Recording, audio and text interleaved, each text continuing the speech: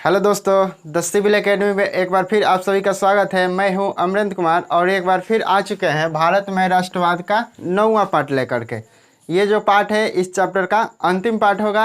इस पार्ट में हम लोग पढ़ने वाले हैं वामपंथी या कम्युनिस्ट पार्टी, मुस्लिम लीग, स्वराज पार्टी और आरएसएस। ठीक है, तो बढ़ते हैं इस पार्ट में और सबसे पहले देखते हैं कि वामपंथी या कम्युनिस्ट पार्टी क्या है। वामपंथी या कम्युनिस्ट जो शब्द है ये फ्रांसीसी क्रांति से निकला हुआ है, या फ्रांसीसी क्रांति के दौरान फ्रांस में इसका सबसे पहला प्रयोग किया गया था। लेकिन जैसे जैसे समाजवाद एवं साम्यवाद विकसित होता गया उसके बाद वामपंथी समाजवाद या साम्यवाद का पर्यायवाची बन गया।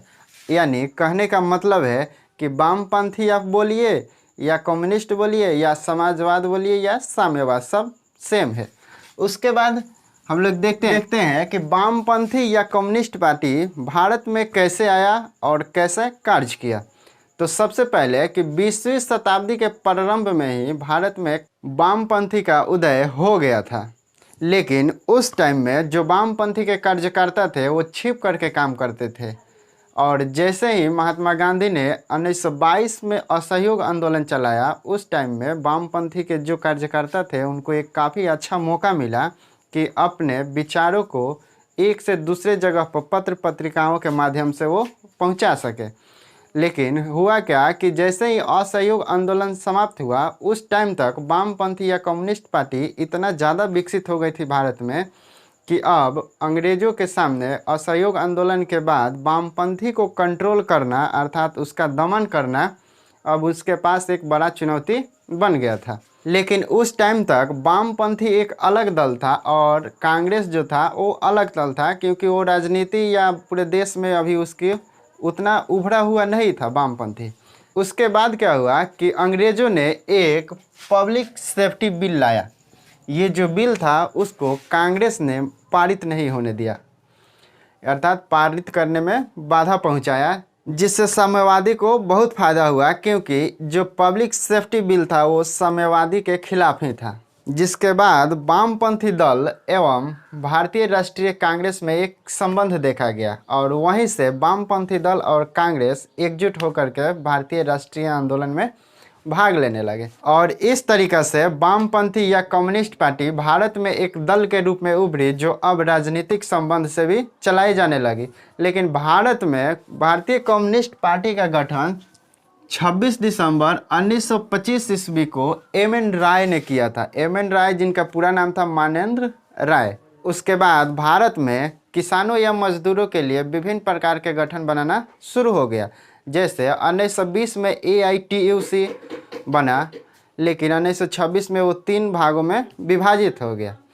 लेबर स्वराज पार्टी जो थी ये पहली ऐसी पार्टी थी भारत की जो किसान मजदूरों के लिए बनाया गया था, लेकिन कांग्रेस से मिलने के बाद वो राष्ट्रीय स्तर पे बनाया गया और 1928 ईस्वी में उसका नाम बदल करके अखिल भारतीय किसान मजदूर पार्टी बनी।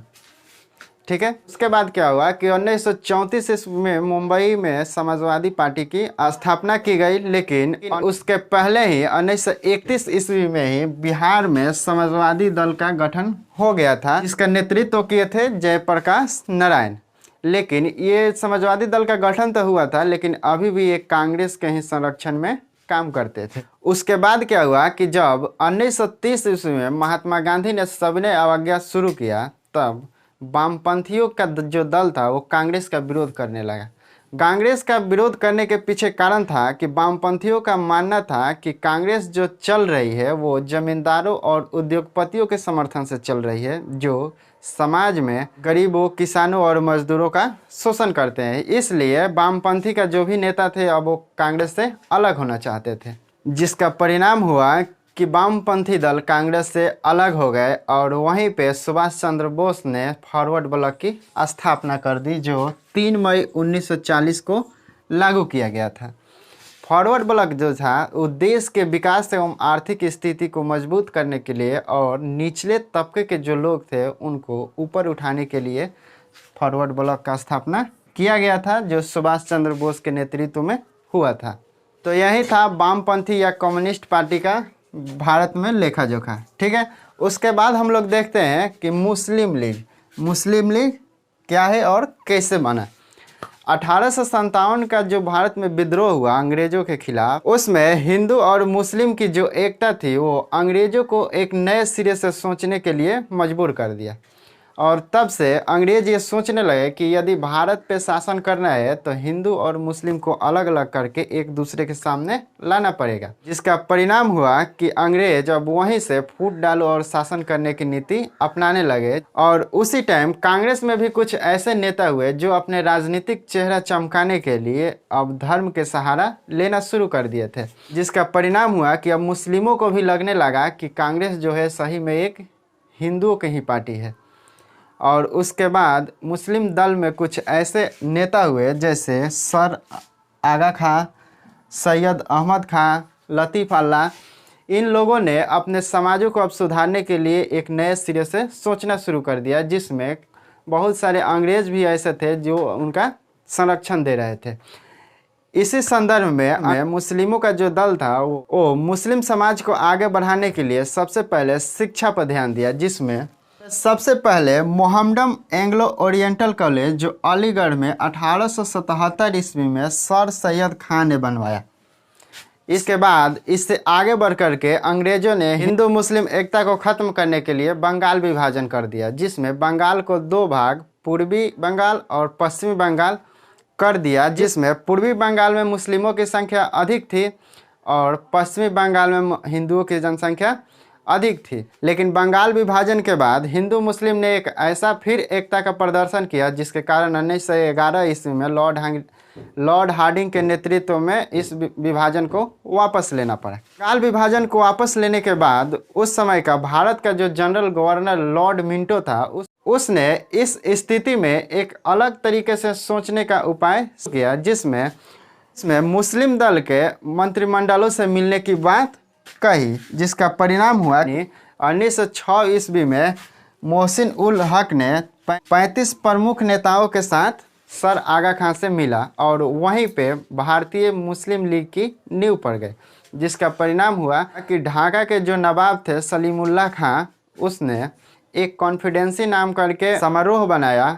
उसके बाद 30 दिसंबर 1906 ईस्वी में इसी सम्मेलन में सलीमुल्लाह खां के नेतृत्व में इस कॉन्फिडेंसी का नाम बदल करके ऑल इंडिया मुस्लिम लीग नाम रखा गया और यहीं से ऑल इंडिया मुस्लिम लीग की शुरुआत हो गई। ये जो मुस्लिम लीग बना उससे सबसे ज़्यादा खुशी अंग्रेज़ों को हुआ और उसने ये बोला कि हमने 7 करोड़ आदमियों को अपने पक्ष में कर लिया है। और वहीं पे 1919 के जो सुधार अधिनियम था उसमें कुछ परिवर्तन किया और मुस्लिमों को आंशिक रूप से थोड़ा फ़ायदा दे दिया। लेकिन हुआ क्या कि 1916 ईस्वी में कांग्रेस और मुस्लिम लीग ने समझौता कर लिया।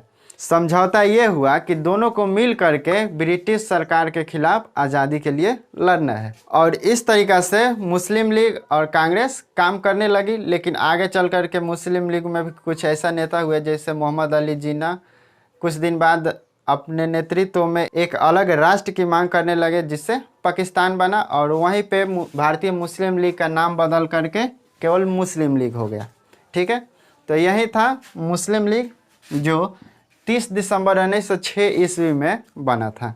उसके बाद हम लोग देखते हैं स्वराज पार्टी। भारत में स्वराज पार्टी जो थी इसका पहला सम्मेलन हुआ था 1930 ईस्वी में, जो इलाहाबाद में हुआ था।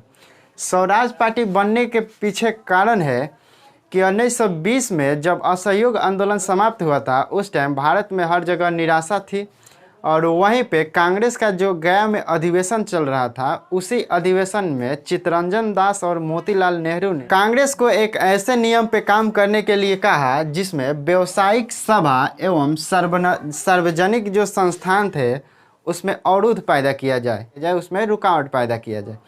इनका मानना था कि उन सभी में रुकावट करने के बाद ब्रिटिश सरकार एक तरीक़ा से कमज़ोर होगी और सरकारी जो परंपरा है वो ख़त्म होगा। लेकिन वहीं पे कांग्रेस का जो अधिवेशन चल रहा था उसमें मोतीलाल नेहरू और चित्तरंजन दास की ये नियम को नहीं माना गया, जिसका परिणाम हुआ कि ये दोनों कांग्रेस से अलग हो गए और एक नए पार्टी बनाए जिनका नाम पड़ा स्वराज पार्टी। स्वराज पार्टी प्रारंभिक दौर में काफ़ी सफल साबित हुआ क्योंकि इसने बजट प्रस्ताव को अस्वीकार किया और 1919 में जो सुधार अधिनियम बनाया गया था उसमें कुछ कमी थी, जिसको सुधारने के लिए एक अलग जांच कमेटी बनाने के लिए सरकार को मजबूर किया यही स्वराज पार्टी। इस तरीक़ा से स्वराज पार्टी को देखा जाता है कि प्रारंभिक में यह काफ़ी सफल साबित हुआ। लेकिन जैसे ही स्वराज पार्टी के काफ़ी प्रमुख नेता जो चित्तरंजन दास थे उनकी मृत्यु हो गई, उसके बाद स्वराज पार्टी में कुछ ऐसे नेता हुए जो धर्म की सहायता से अपने राजनीतिक चेहरा चमकाने लगे, जिसके बाद ये जो स्वराज पार्टी थी अब ये सांप्रदायिकता के टच में आने लगी थी। ठीक है, उसका यही कारण हुआ कि 1926 ईस्वी में स्वराज पार्टी सीमित हो गई।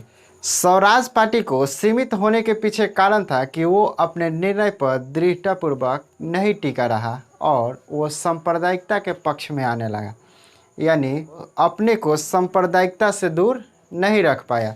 यानी कहने का मतलब है कि स्वराज पार्टी जो थी ये न हिंदू की थी, न मुस्लिम की थी और न ही किसी दूसरे धर्म की थी। यानी कहने का मतलब है कि स्वराज पार्टी में लगभग सभी धर्म के आदमी थे, लेकिन जैसे ही स्वराज पार्टी किसी धर्म के पक्ष में आया वैसा ही इस पार्टी में फूट पड़ने लगा और 1926 में जाकर के ये सीमित हो गई।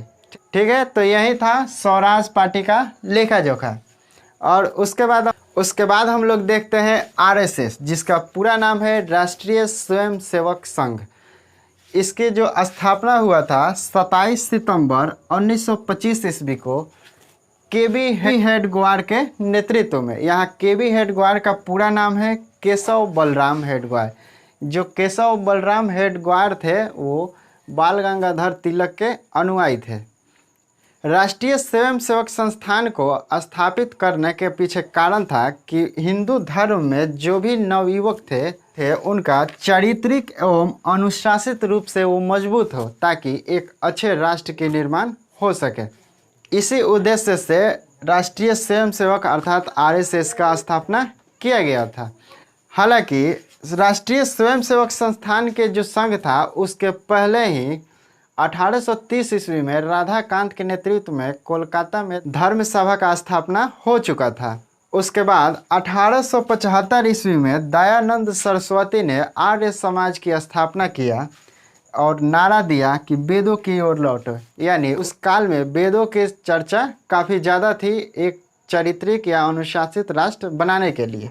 और इस तरीक़ा से हिंदुओं का महासभा होना शुरू हो गया, जिसको पहली बार 1915 ईस्वी में पंडित मदन मोहन मालवीय के नेतृत्व में हरिद्वार में हिंदू महासभा किया गया था और वहीं से राष्ट्रीय स्वयंसेवक संस्थान की नींव पड़ गई। और उसके बाद बहुत सारे हिंदू धर्म के आधार पर सभाएं होने लगे।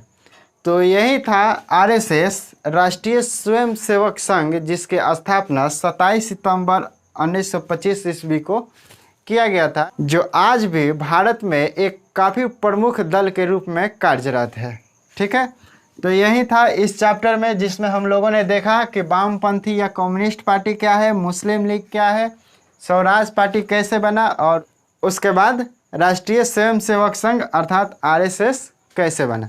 ठीक है, तो यही था इस चैप्टर में और यहीं पे ये चैप्टर जो है अब समाप्त होता है। तो ठीक है, मिलते हैं एक नए चैप्टर के साथ।